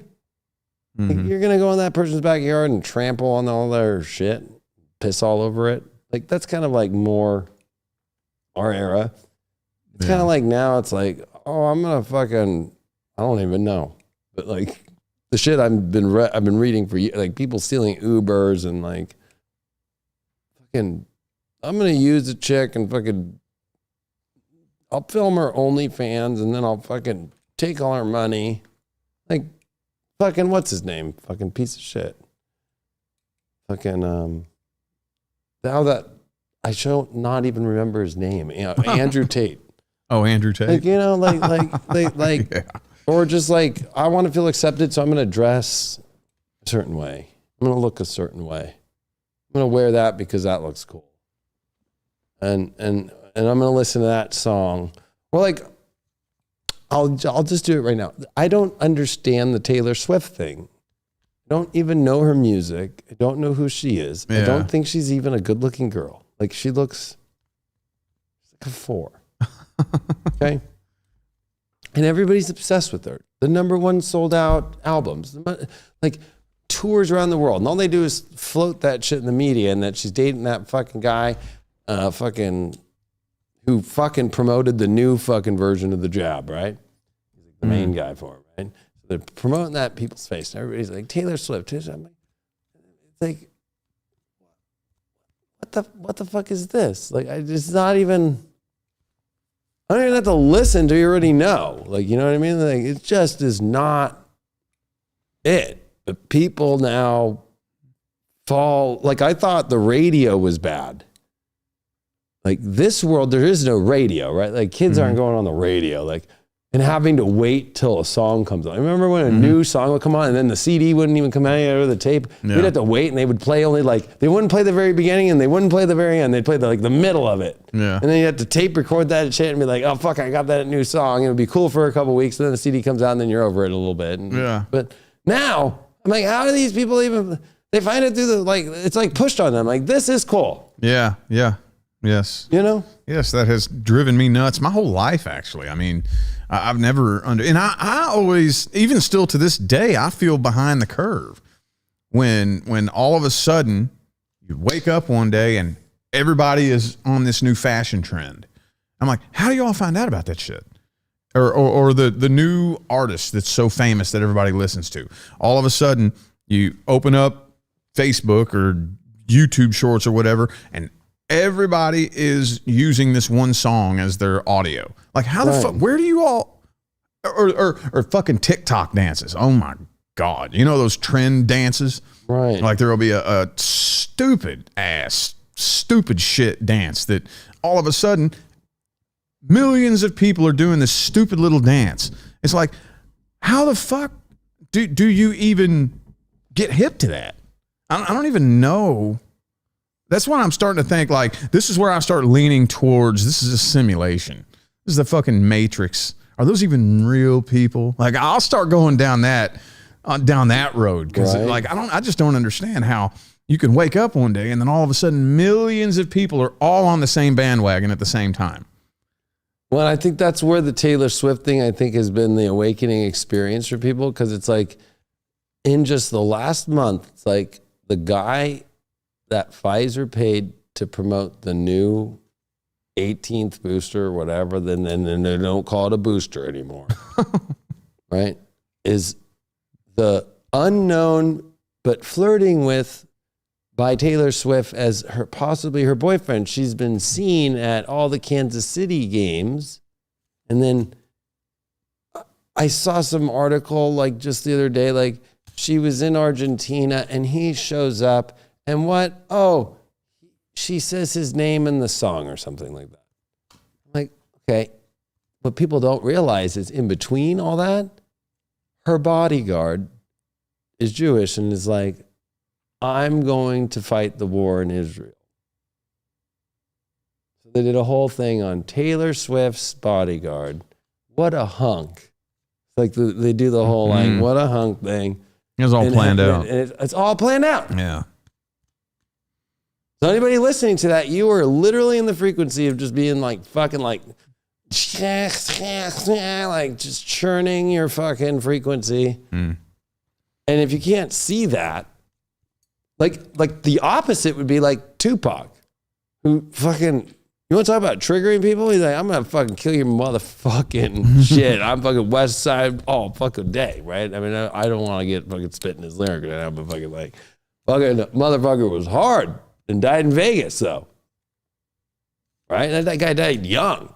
Yeah. And he was spitting truth, and he was telling people, if you listen to his interviews and shit, like, what the fuck is wrong with fucking this world? Why can't the fucking government just fucking pay fucking people they can fucking eat? Like, this guy was fucking truth bombing the motherfucking world, while at the same time not afraid to be like, oh, I'll fucking cap your fucking mother. I don't give a fuck. If you're on that dark side, though, that's what people didn't understand. Like, but they took him out, right? Do you think they're going to take out Taylor Swift? No. They're going to throw in another thing like, oh, her boyfriend died of a heart attack and she's now donating to the American Heart Association. Although we all know it'll be myocarditis, right? And it'll be like, oh, yeah. And then everybody's going to be like, well, you know, it's such a good cause. She's the new Sarah McLachlan. You watch. Taylor Swift's going to come out and be like, pets all have COVID. They need their pet booster. Please. Wouldn't surprise me. Right, donate right now, and it's going to show all these pets like looking like they're like barely breathing, and then you know in the background there'll be a pet with like a fucking mask on, taped to its poor hairs, And they'll and that like that's what like I know that might sound crazy, but that's where it's at next. Like you have to realize like the whole setup of like it's gonna be like her bodyguard got killed in the Israeli war against fucking Hamas, right? It's gonna be like something about that, and then it's like the boyfriend thing, and then they're gonna throw the whole thing like in a third party, right? Like she still has feelings, but you didn't know that she used to talk to whoever they're gonna try and prop up now. Because if you notice with all the celebrity divorces and all that shit, like the whole Will Smith shit fucking is so beyond infuriating. Well, like, that is... like you want to talk about, this goes right to the beginning, and it's a great way to kind of close our segment here of this Three Cups. Is like, this motherfucker with Jada Pinkett Smith have been, they're not divorced, but they have been broken up and separated, not living together for 7 years. And they finally admit this a year after the whole fucking shit, right? Like, and the whole time, it's like, she's out fucking dating fucking her son's friend. Yeah. Right? And of course that would make Will Smith pissed, probably. Mm-hmm. But then he's like such a simp ass fucking motherfucker to be like, well, we still want to get attention, so we're going to act like we're together and we're the best relationship the whole time. So they lied to everybody for 7 years and admitted it. They've lied. Like, this is all new, right? Like what do you mean? We're the best couple. Yeah. But really, no, that was all a show. And then even the whole fucking slap thing, I feel like was a show. Oh, yeah. It was like their way to finally bring out like and expose whatever the fuck. And of course that goes into the whole P. Diddy thing, who looks like did kill Tupac and all that shit, and fucking that she was fucking obsessed with Tupac, and yeah. And then Will Smith fucking being gay with P. Diddy. Mm-hmm. But like, that's all Three Cups weird shit fucking that I really go, oh my God, like, what the fuck? Like, if people can't already see the awakening experience happening with Taylor Swift, Will Smith, and all this shit, I mean, Men in Black, like, his album, like, getting jiggy with it, and like just the two of us redone, and then that's used in fucking, another remix version of it's used in fucking Austin Powers with fucking Mini-Me, and like, I mean, if people want to go down those rabbit holes, go down them, because fucking, I just don't understand the social, like, oh yeah, that's sick. Sick. I forgot what movie he turned down. It was like the best movie. It was like Blade or Matrix or something. It was the Matrix. Oh yeah, it was the Matrix to go do fucking Wild Wild West, which was like the worst fucking movie ever made. Yeah. I was such a huge Will Smith fan when I was a kid, though. I loved that shit. I had his albums and whatnot. Me too. But now, I mean, I'm still just a firm believer that a lot of the things that are happening are being done to distract people and wake people up at the same time. And it's kind of like this, man, I don't even know how to put words to it. Where they're doing it as a distraction to distract you from what they're doing over here, but they're also doing it very overtly, and they're putting everything in your face now. They don't even try to hide what they're doing anymore. They make it so blatantly fucking obvious. Like that what's Doja Cat or whatever with that that demon video. Was that Doja Cat, I think? You know, this shit, they're putting it. I mean, there's a lot of fucking demon videos. Yeah, they're putting Sam Smith to fucking, they're putting even The Weeknd. Mm-hmm. It's right in your face now. They're not even trying to hide it. And they're trying to wake people up, but I just think that I just don't think it's the right way to go about doing it, because everybody just gets sucked right into it. Like they actually care. I don't give a fuck about Will Smith and Jada Smith's marriage. Right. I don't give a fuck. Like what is going on with your life that you give a shit about somebody else's marriage?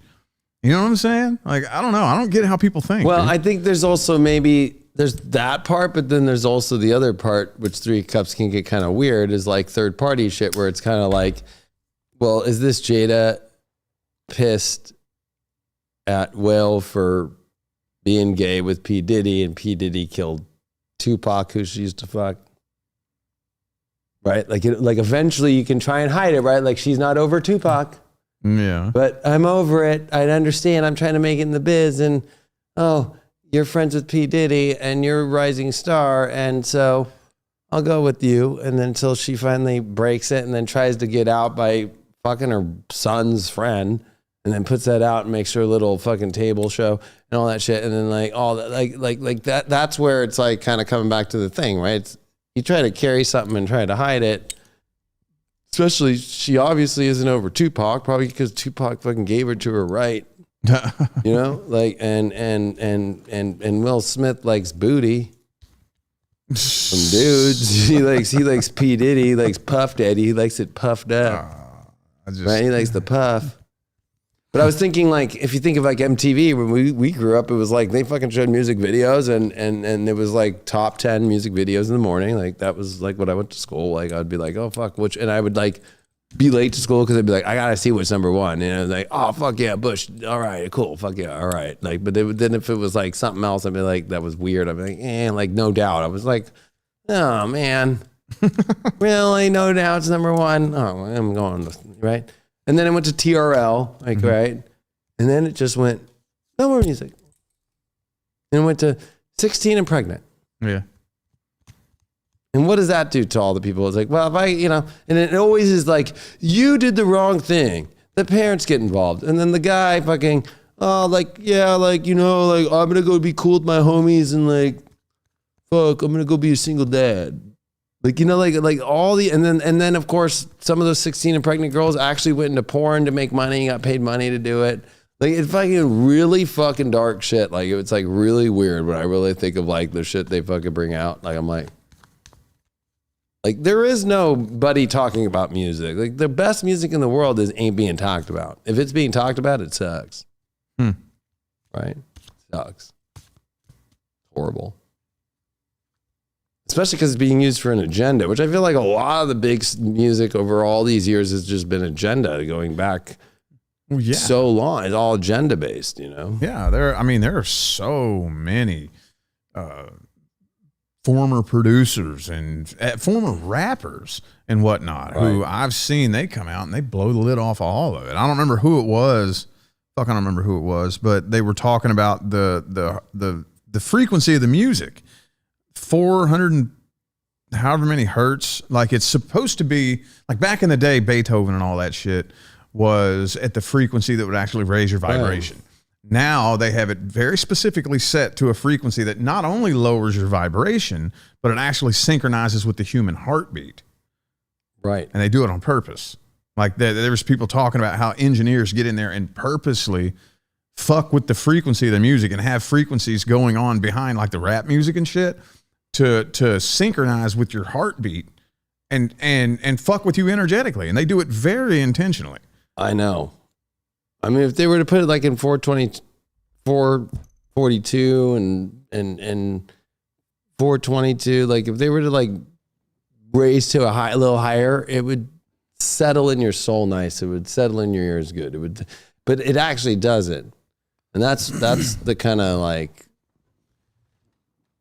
Three of Cups is more than people. It could be the song you're bringing in. It could be the movie you're watching. It could be the YouTube channel you watch. It could be whatever. It could be anything that you're bringing in as the third energy you're emotionally connecting with and trying to raise your energy with. Like, I think the only real like truth is it will raise your energy, and if it doesn't, it doesn't. Yeah, when it comes out as advice, if I pull a spread and I say, let me get some advice, and this comes out, I'll say, remember to have fun. Yeah, remember to have some fucking fun. Go out and do something fun. Right. Yeah. Yeah, and it's a light card. I think we brought up the heavier parts of it to make sure you keep it light and not get too deep in it. Well, it was a fucking great show. Yeah. We're thinking about the Three of Swords for next week. Yeah. Really coming deep in that one. I know that one's been wanted. We've wanted to do it, but that's going to be a fucking good one. So, all right, everyone. Check out Rich Lopp, of course, on the link down below, highvibe.tv. We'll see y'all soon. Peace.